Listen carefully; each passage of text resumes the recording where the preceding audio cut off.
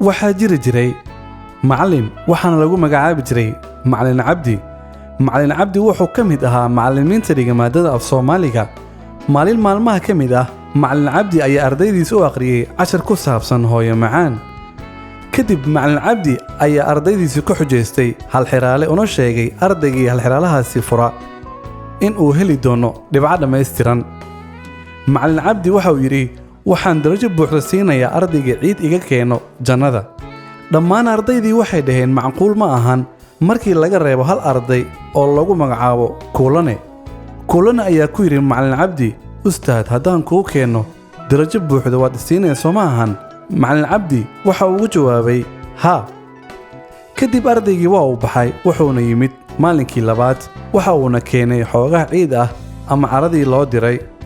macallin cabdi ayaa weydiiyey xaggeed ka keentay sideese ku soo heshay.